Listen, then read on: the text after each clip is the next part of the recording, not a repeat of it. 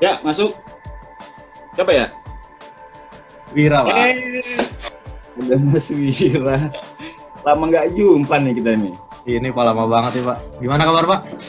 Ya, alhamdulillah baik. Alhamdulillah baik.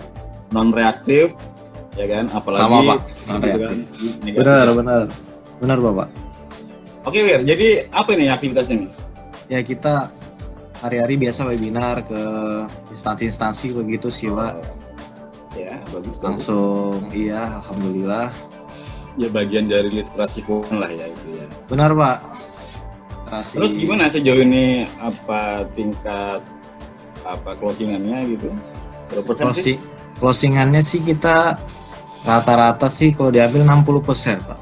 Sekitar 60% sih. Belum bisa maksimal. Nah ini kebetulan ketemu Bapak nih, saya mau nanyain, Pak, gimana sih biar closingannya itu bisa mencapai di atas 60% setidaknya, Pak? Jangan 100 dulu, di atas 60% seperti apa? Kita ini diskusi nyantui lah ya. Jadi mungkin bukan maksud buat menggurui atau mengajari ya. Siapa? Kita harus tahu dulu definisi dari literasi dan inklusi. Ini kalau konteksnya kita bicara masalah jasa keuangan gitu kan. Nah ini kita sharing aja. Jadi dari santai kenal literasi keuangan dari OJK tahun 2019 bahwa di state ya indeks terkait literasi keuangan itu mencapai 38,03%. Sementara untuk indeks inklusi keuangan itu cukup tinggi, sudah mencapai di angka 76,19%. Baik. Nah, ini memang literasi inklusi dan literasi keuangan tersebut itu memang meningkat dibandingkan dengan tahun-tahun yang sebelumnya. Di tahun 2016 itu indeks literasi keuangan itu cuma 29,7%, sementara indeks keuangan itu 67,8%. Nah, sebenarnya prinsipnya ini kan ada dua hal yang memang harus benar-benar bisa seimbang. Jadi ketika nanti kondisi literasi ideal itu terjadi, maka inklusi pun juga akan memberikan manfaat yang lebih tepat, sehingga harapannya itu pada saat misalnya kamu melakukan literasi ya, itu nanti akan apa nih? Bocor, Pak.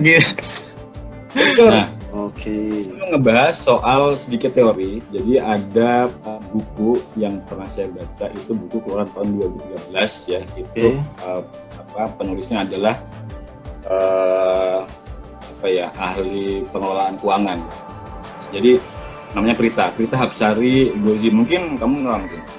Sering, Pak. Jadi gini, itu ada buku judulnya Make It Happen. Nah, di Make It Happen itu si Prita menyajikan ini cara-cara pengelolaan keuangan sebenarnya. Yang pertama adalah biaya hidup dan cicilan itu tidak lebih dari 60% dari total gaji yang kita terima. Baik. Oke. Kemudian yang kedua itu adalah gaya hidup itu sebesar 10%. Nah ini kenapa sih gaya hidup itu perlu? Iya, karena itu hal yang cukup penting buat anak milenial lah, apalagi buat kamu kan pasangan muda. Benar. Misalnya misalnya social dinner atau ya gelap mata lah buat barang-barang branded gitu kan. Tapi diingat ini maksimal cuma 10% dari gaji per bulan. Nah berikutnya adalah investasi, ini 10% porsinya. Ini untuk investasi masa depan lah, misalnya kalau yang buat merit ya bisa buat merit, kemudian persiapan di rumah gitu kan, atau pendidikan anak ataupun persiapan masa pensiun misalnya. Siap. Nah berikutnya itu tabungan itu cuma 5% ternyata, 5% untuk memenuhi keinginan misalnya target beli Note 20 misalnya gitu kan, alokasinya 5% dari gaji per bulan. Nah berikutnya itu adalah asuransi juga termasuk sebuah kewajiban dengan cash flow yang goncang ketika terjadi something, misalnya sakit gitu kan. Ada asuransi kita sudah aman lah. Kemudian ada lagi itu dana darurat ya, dana darurat cuma 5%. Yang penting sayangnya sering banget dilupakan sama banyak orang. Di bukunya si Prita itu rekomendasi setiap orang punya minimal 3 kali pengeluaran bulanan untuk dana darurat. Jadi punya dana ini itu benar-benar membantu ketika terjadi force majeure, misalnya pas kita itu rusak gitu kan, gitu butuh dana darurat buat beli atau mengganti barang. Atau misalnya juga buat tanggungan apa aja, misalnya kayak ya listrik atau apalah, kelebihan tagihan listrik misalnya gitu. Nah, yang terakhir adalah zakat dan sosial. Ini cuman 5% juga. Nah, jadi penjelasan dari zakat dan sosial ini itu ada di surat Az-Zariyat ayat 19, dan arti terjemahannya, dan pada harta-harta mereka ada hak untuk orang-orang yang meminta dan orang-orang miskin yang tidak mendapatkan bagian. Jadi jelas ada di kitab suci Al-Quran, jadi nggak usah dijelasin lagi. Oke. Nah, ada juga ini buku dari terbitan luar, ini judulnya itu Barefoot Investor.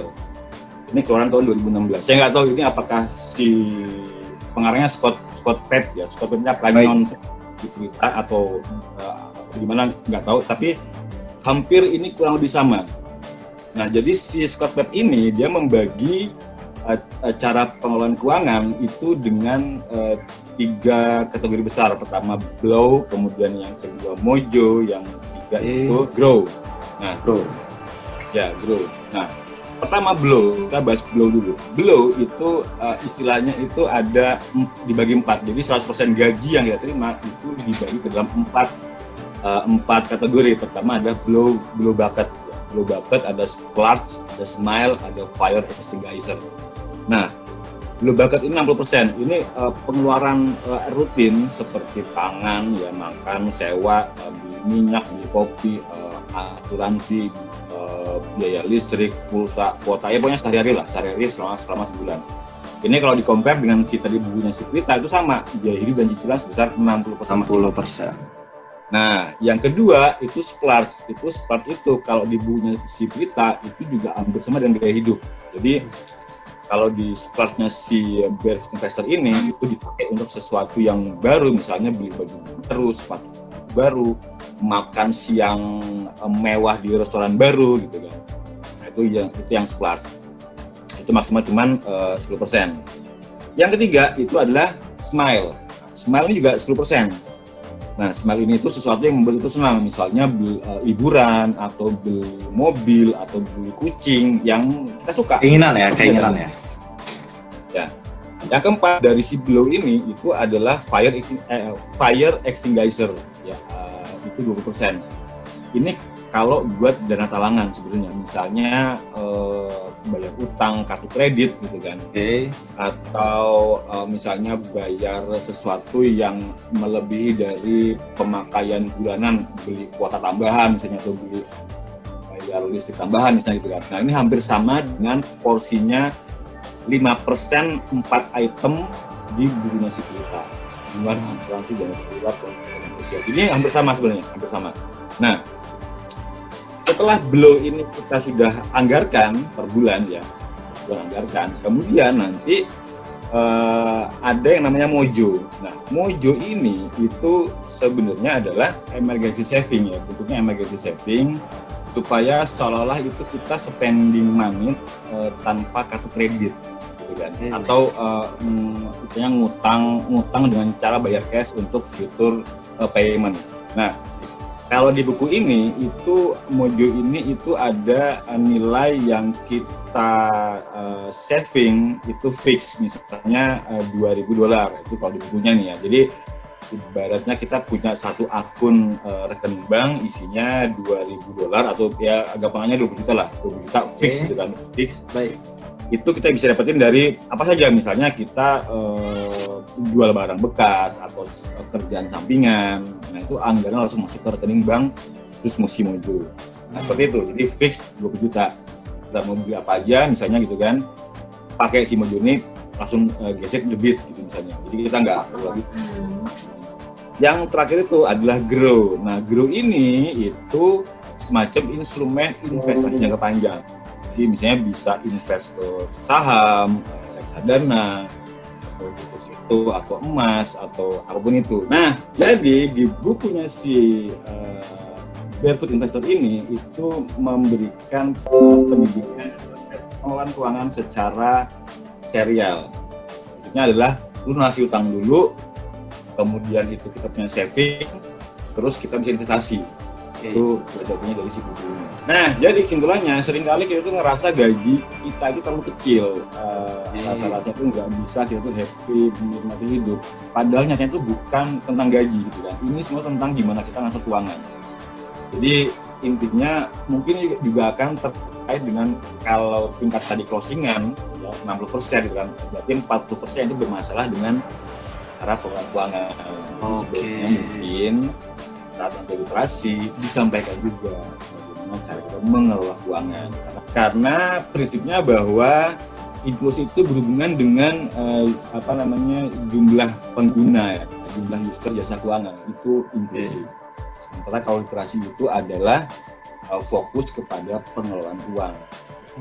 Kekayaan si masyarakat terhadap jasa keuangan. Nah, jadi kedua itu memang harus berimbang supaya tingkat closingannya itu bisa lebih tinggi. Tanggapan? Oke, Pak. Jadi yang saya dapat sih mungkin ini, Pak. Berarti untuk mencapai 60% setiap literasi buat ditingkatkan, kita juga gak masalah produk aja langsung ya. Kita harus bagaimana cara memanage uang ini ya, Pak ya. Ya, berarti next misalnya saya literasi berarti saya harus jelasin nih pengelolaan uang tuh yang baik dan benar seperti apa. Saran saya seperti itu. Oke, siap. Itu kan ada manfaat lebih nih. Benar-benar. Di masyarakat atau apapun itu. Ya, karena tadi itu tingkat indeks literasi masih cukup kecil ketimbang inklusi. Oke? Bagus banget kok masukannya tuh. Nah, oke, jadi nanti mungkin buat teman-teman yang pengen nyantuy sama kita, silakan nanti hubungi juga atau tulis komen di bawah, ya kan? Siap. Subscribe ya bila kalian yang belum, atau like dan share video bila kalian suka. Jumpa lagi nanti di video nyantuy berikutnya. Nyantuy. Ahuy.